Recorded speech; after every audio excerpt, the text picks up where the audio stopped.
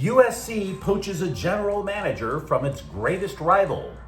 UCLA athletics only has to hold off those debt collection calls just a little bit longer, and Kyren Williams is about to get paid. Well, that's assuming running backs actually get paid anymore, but maybe he gets paid. Good morning. I'm James. This is your daily dose of sports and snark for the greatest sports city in the world, Los Angeles. This is the faithful Angelenos morning report. It is January 25th, 2025. Welcome back to the Sanctum Sanctorum of LA sports. Do you like being in the know about LA?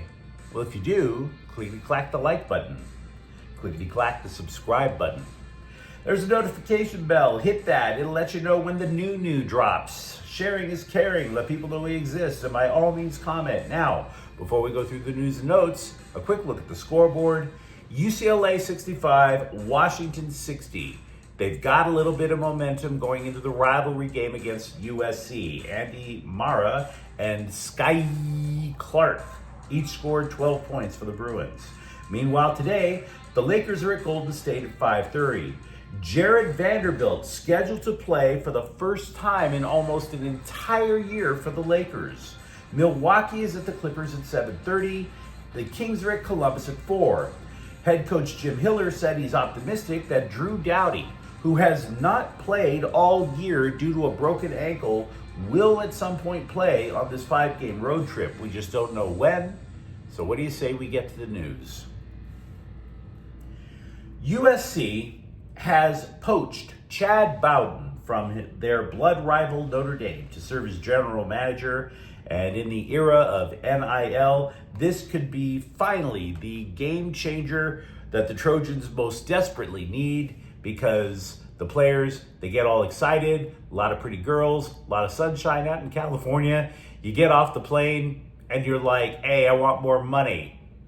I mean, you guys over in Alabama, you don't have the women that LA has. There's a lot of gap teeth out there, but at least those guys in Alabama will cut the fatter check, and then they split.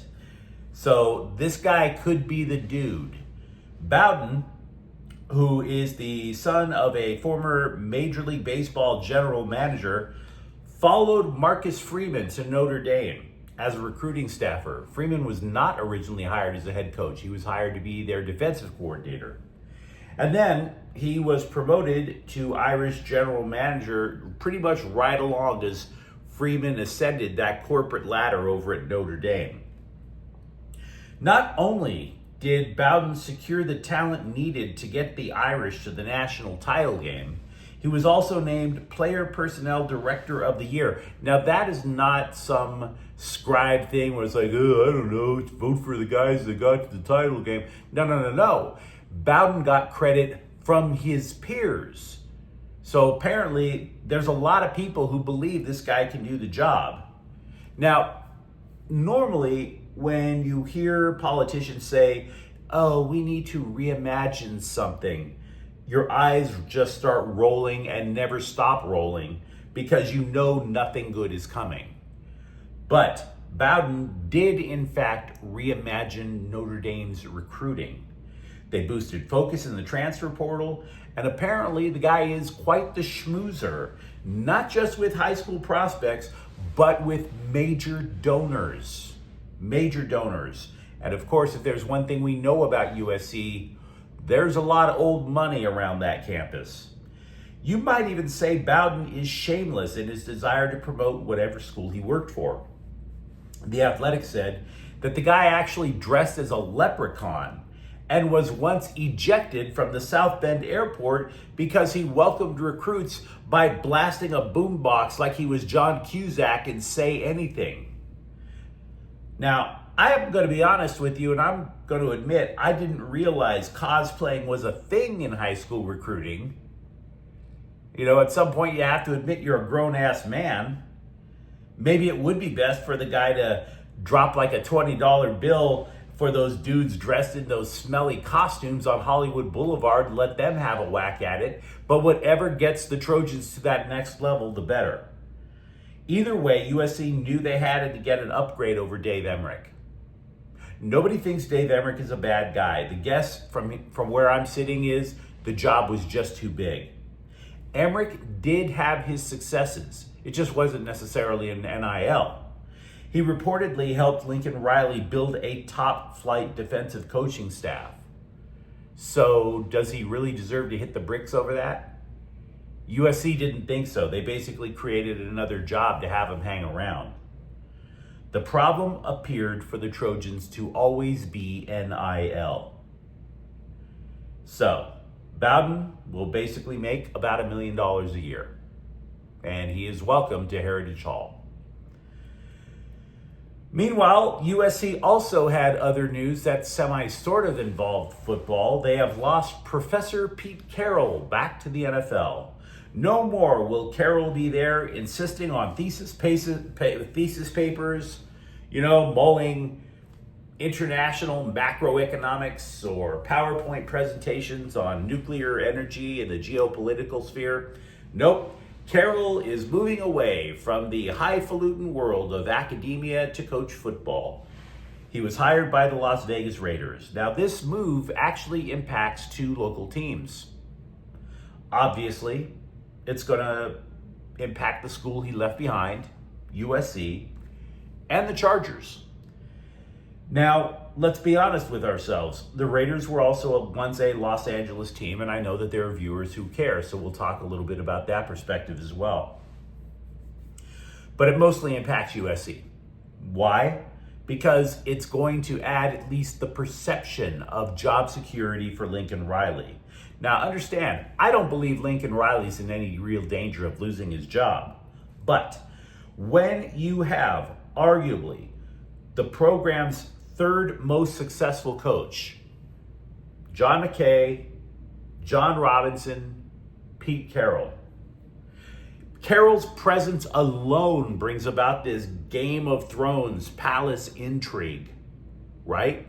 Oh, why do we have to pay Lincoln Riley when we have that professor over there? That kind of vibe.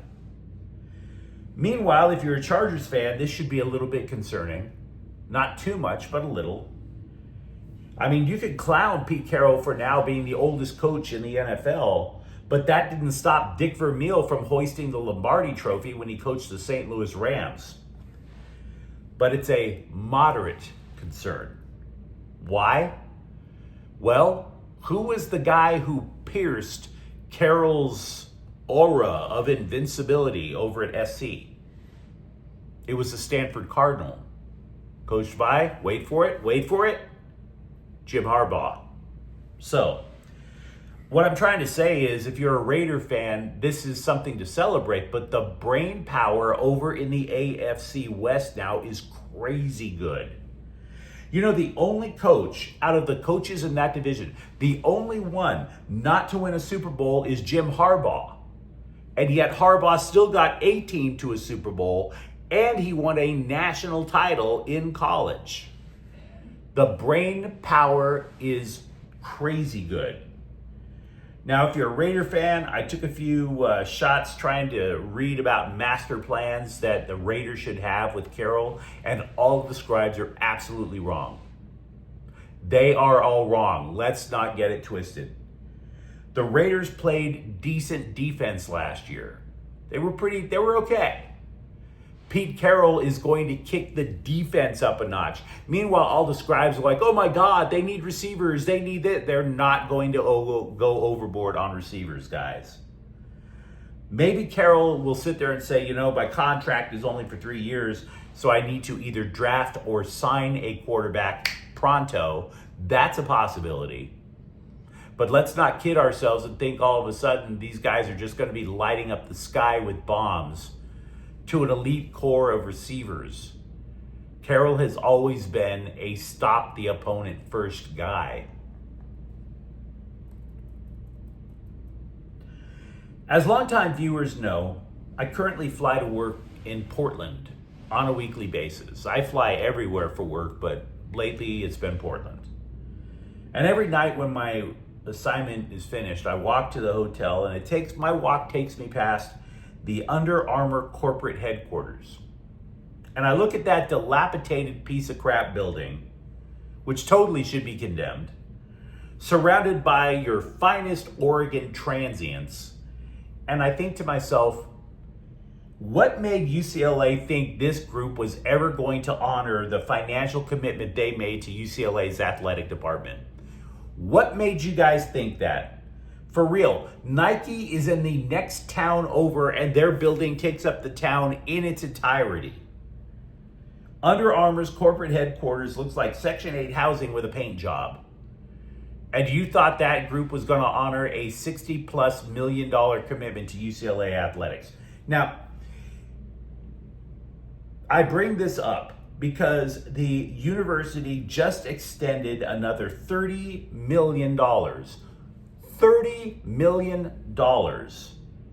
Which may be chump change to the Dodgers, but if you're a public university, $30 million is a thing. Just to keep the athletic department afloat. This is according to the LA Times. Not that it's going to solve the problem, by the way. UCLA has still run in the red for 6 consecutive years. Now, with a little bit of luck, maybe a wee bit of luck, that will turn around next year. Because that'll be the first year that the big contract that USC signed in order to get more money out of their media rights deal, that will kick in. There's going to be a payment from the Big Ten for about as much as $75 million. Now, having said that, we can't say for sure it's going to resolve everything. The University of California, they want to make sure they get their cut because UCLA leaving helped murder the Pac-12. Also, here's something. Donors for Bruins athletics have not been as willing to chip in because instead they're taking their money and donating it to NIL. So the Bruins aren't out of the financial morass yet, but they're coming closer. Meanwhile, with Bruins football, defensive lineman Siale Tuapaki will play in 2025, which will mark his 7th collegiate season. 7. Dude was there before COVID. Now, you may be wondering how the hell this is even remotely possible. Well, he redshirted in 2019. Nobody was lost a year of eligibility in 2020. Then he regained a year of eligibility due to injury. You add 3 years to that and voila. You have a guy who is closer to his 30s than being a college freshman on your team. And I gotta tell you, I guess for the team it's okay, but bro, at some point you gotta put the kegers and the sorority chicks aside, buy a suit, and go get a job. Now, will it matter to the Bruins? Maybe it will. The Bruins lost Jay Toya to the NFL draft, but that dude right now is what you would call old. How the hell do you get into a 3-point stance if you needed to get a walker just to get to the line of scrimmage? Getting into a 3-point stance when you've had a hip replacement.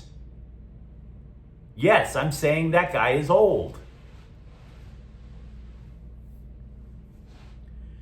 While the Rams, by the way, wait for Matthew Stafford's wife to tell them whether or not he's going to play next year, General Manager Les Snead said discussing an extension for Kyren Williams, quote, is something that's going to be on the plate, unquote. Now, Williams has rushed for at least 1,000 yards in consecutive seasons, so yeah, it's a good idea to reward the dude. I have to admit, some scribe for Sports Illustrated, though, got way too hype about Kyren Williams, suggesting that Williams is on the trajectory to be right alongside the pantheon of the Rams' greatest backs. You know, you got your Eric Dickerson, you got your Marshall Faulk, you got Steven Jackson, and then you add, no you don't. No you don't. You do not add Kyren Williams. Pull that bus over to the side of the hype highway because you are about to crash into Lake Cringe. Stop it. I like Kyren Williams too. But let's be real. He's not up there. And as for getting paid, the Rams only have $3.5 million in cap space.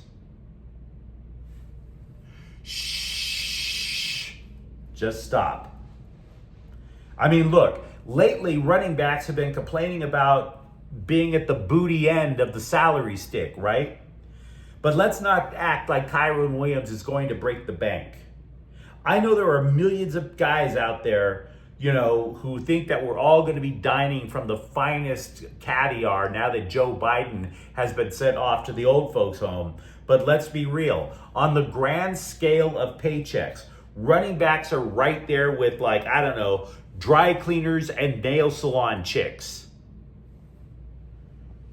It's a job you do not because of the pay, but because you love your clients. Running back in the NFL. Also with the Rams, defensive lineman Braden Fisk will have a minor procedure. He got injured during the playoff loss in Philadelphia. The Rams were not specific about what was going to happen, but if you did see the game, he appeared to twist his knee while sacking Jalen Hurts. Fisk is expected to be okay for next year.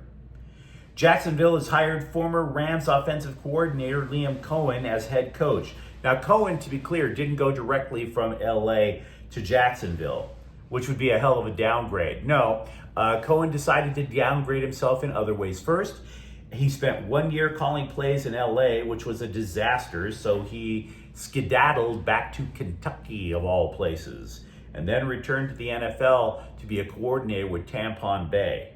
So, okay, he gets a head coaching gig. Technically, he's from the Sean McVay coaching tree. Big whoop.